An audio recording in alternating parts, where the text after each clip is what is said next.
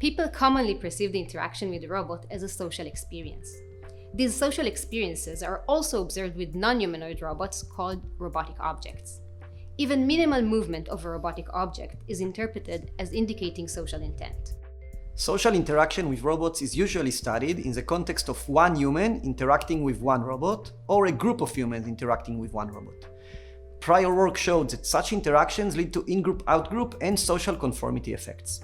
In this work, we explore ostracism, a phenomenon relevant for the interaction with more than one robot.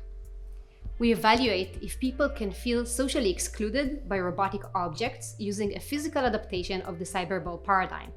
We measured if the participants experienced the profound negative effects associated with ostracism even when the robots have no humanoid features. We would like to invite our undergraduate research assistants who worked on the project to present the study. Ostracism is known to threaten fundamental psychological needs related to well-being. The Cyberbull paradigm is the standard method used to study ostracism in social psychology. The paradigm involved an online game where one participant plays a simple ball tossing game with two computerized co-players.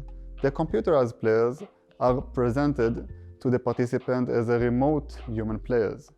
When the remote players toss equally to the participants feel included. When the computerized players toss mostly to each other, participants feel excluded. Feeling excluded leads to intense negative effects on fundamental psychological needs. Prior work includes HRI studies that evaluate rejection by robots. Nash and colleagues showed that verbal rejection by the Baxter robot led to feelings of rejection and decreased self-esteem. Young and colleagues showed that unequal distribution of blocks by a robotic arm led participants to rate their human partner with lower satisfaction levels. Our work extended prior work by evaluating if interacting with two non-humanoid robots can lead to strong negative feeling of social exclusion. To implement the Cyberbull paradigm with physical robots, we used a robotic arm that rotates under a table, leveraging a magnetic force to move a physical ball between the human participant and the two non-humanoid robots.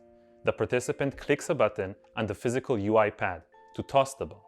The robots react to the ball's movement with carefully triggered physical gestures designed by an animator and validated in a pilot study. The participants and robot are exactly 120 degrees from each other.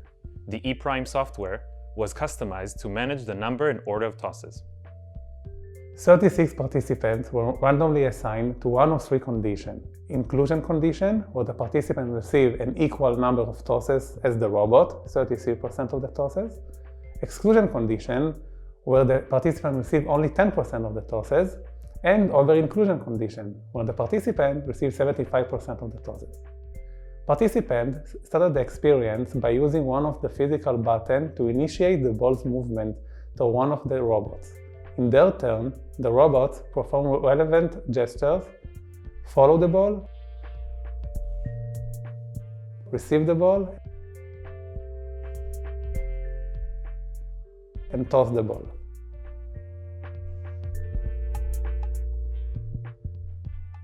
We evaluate participants' social experience using subjective and objective measures. Subjective measures included mood and fundamental needs questionnaires, measuring self-esteem, control, belonging, and meaningful existence. In addition, we conducted a semi-structured interview. The objective measure was a lexical decision task, measuring reaction time when participants determine if a string of letters represents a word or a non-word. Typical findings indicate slower reaction time to negative words. This slowing effect is eliminated when the negative words are relevant to the participant's current context. This objective measurement technique was leveraged for evaluating the effect of ostracism by comparing the reaction time difference between exclusion-related words, inclusion-related words, and neutral words. Both subjective and objective measures indicated that participants experienced ostracism in the exclusion condition in comparison to the inclusion and over-inclusion conditions. In most measures, no difference was observed between the inclusion and over-inclusion conditions. In the exclusion condition, participants experienced a significant decrease in their mood, and a threat to the belonging, control, and meaningful existence psychological needs.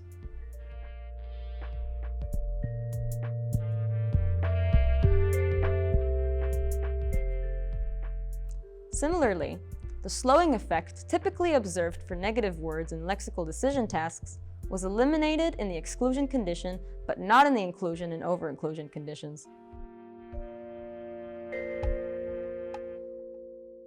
Participants in the exclusion condition described their experience using a variety of words related to ostracism, including being ignored, left out, unnoticed, rejected, and excluded. They reported that the interaction made them feel weak, irrelevant, meaningless, helpless, and lonely.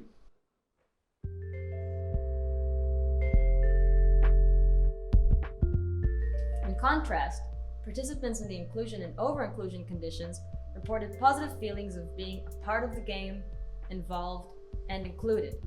They stated that the robots made sure and made an effort to include them in the interaction.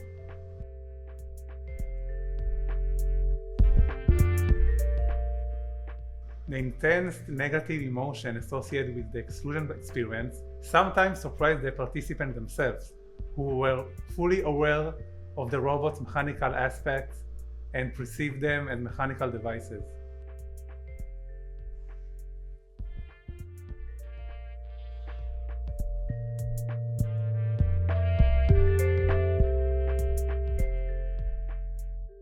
Taken together, our findings indicate that the interaction with two robots can lead to an intense negative experience of ostracism, even when the robots have no humanoid features. Similar to the impact of classic Cyberbull experiences, the interaction with the robots impacted fundamental psychological needs related to well-being. We showed that the interaction between one human and more than one robot can form a powerful social context that impacts humans' emotions and behavior. With the expected growth in autonomous devices and robotic objects in our everyday lives, experiences that involve more than one robot are going to become more common. Further research is needed to classify the potential and the risks in human interaction with more than one robot. We wish to thank all of these amazing people who contributed to our work. And if you're interested in our work and want to read a little more about it, check out the paper with a quantitative analysis, a qualitative analysis, how the data converge to the findings we just reported on. Thank you so much for watching!